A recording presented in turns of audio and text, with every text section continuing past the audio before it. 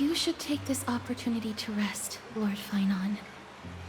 The core flame... Today, tomorrow, what difference does it make? It's always morning in Akima under Kethely's protection. So long as the light continues to shine this brightly, I won't be getting any sleep. Why force myself to shut my eyes when I can instead take this time to calm my mind and gather my thoughts? That counts as rest too. Have you thought things through, then? Not at all. Everything's a jumbled mess still. I don't even know where to start. The core flame was blazing hot in my palm in the beginning. But it has completely cooled off now. I can barely feel it. Miss Castoris, does this mean I'm a good match for Nikador? I don't quite get how it works, but if it's going to put you at ease, then I... Thank you. That's the abyss in the distance. Oh, that reminds me of the question I didn't get to ask.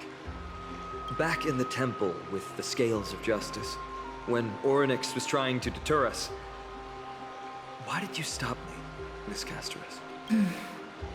Because I knew there must be another solution.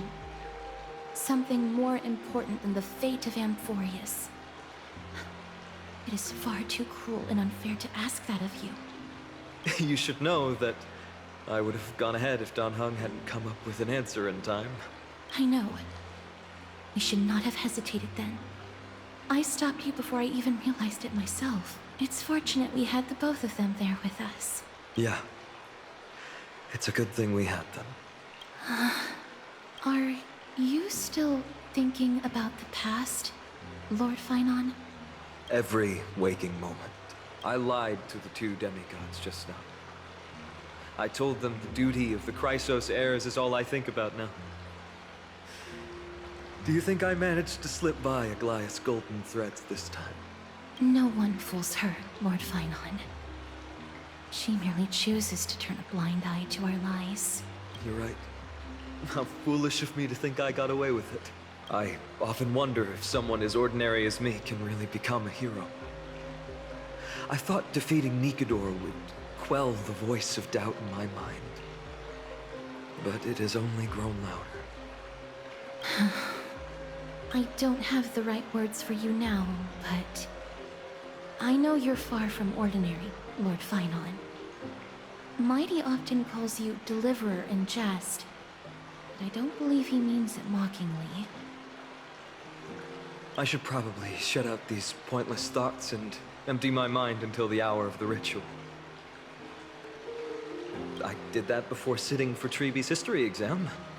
Who in the world could hope to go over those piles of documents and slates?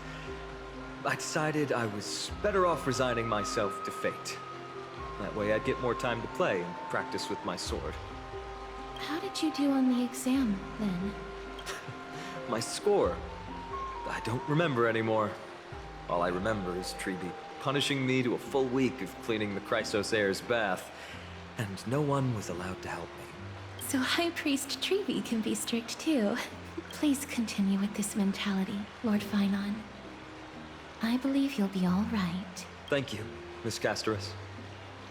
I think I'll stay here for a little while and keep all of those unruly thoughts out. It's not like anything will come of them anyway.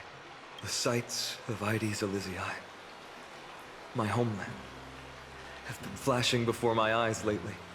Those Kremnoans mastered some cutting-edge technology. If only I could separate my soul from my body too.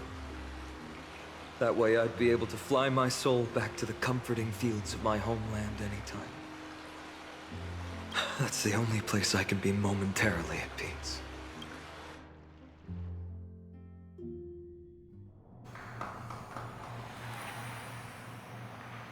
An utterly adventure. Feel free to replace blank with whatever description you see fit. Oh, I bet you're as curious as I am. So, what's going to happen next? Oh, keep it together. All that excitement isn't going to get you anywhere, you know? Why don't you follow me into another tale on the other side of the cosmos? Hmm? Ta-da! Recognize this place? Herta Space Station. The base of a genius and the cradle of science. Look at all these puppets! Aren't they dearly exquisite? Let's just say I've already heard many others secretly gushing. She looks so pretty on more than one occasion. If you ask me though, they barely did justice to Madame Herta's beauty. Maybe just 10%. No, not even 1% of the real deal. Now, I'm no fawner here, just stating an objective fact. Remember this scene? Oh, it evoked so much emotion in me. The esteemed Madame Herta, Genius Society number 83, asking the great Noose a question. An attempt to gain a peek into the divinity's mysteries. Alright, so continuing from where we left off last time, this is where everything would begin for the genius smart enough to rewrite the history of the entire Fourth mirror? Who exactly are you talking to? Why, I was just ramping it up for our grand appearance, Madame Herta. So a dramatic debut? But what are the odds of that happening? Sure, slightly plausible, if I did manage to talk to Droid Head. But guess what's the problem? They have no reaction whatsoever. But look at this, Madame Herta. You're standing before Noose here. Oh, that? That's a hologram. What? I can't possibly summon the real Droid Head here, can I? Wait, what? You mean to say you've just been reciting your lines before a hologram? Yeah, creating dramatic value. Isn't that what you're most obsessed with? Moving on. Don't try, but you wouldn't even begin to imagine how difficult it is to send a message to Noose. And I went all out for it.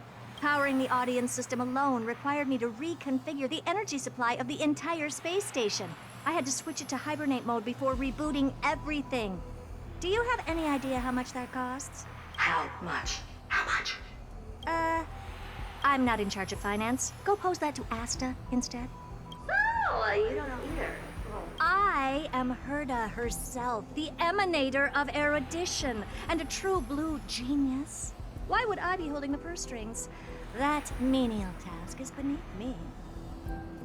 You're absolutely right, Madame Herta. The IPC should really be providing a genius like you with all that you require, so you can freely dive into any research that tickles your fancy.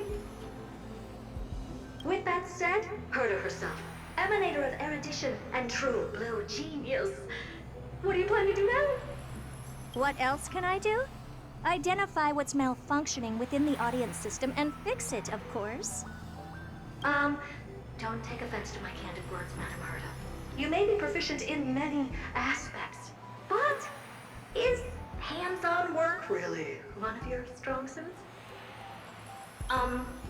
I humbly suggest for you to contact Steven instead. Contact him and expose how I shelled out a bomb to send a message to Droid Head, only to screw up everything else? All right. I get it. Good that you do. There. That's the audience systems terminal. Come, walk with me. We'll check what's wrong with it. Aye, ma'am. Oh, but I can't walk. I can only float. What's with your witty remarks today?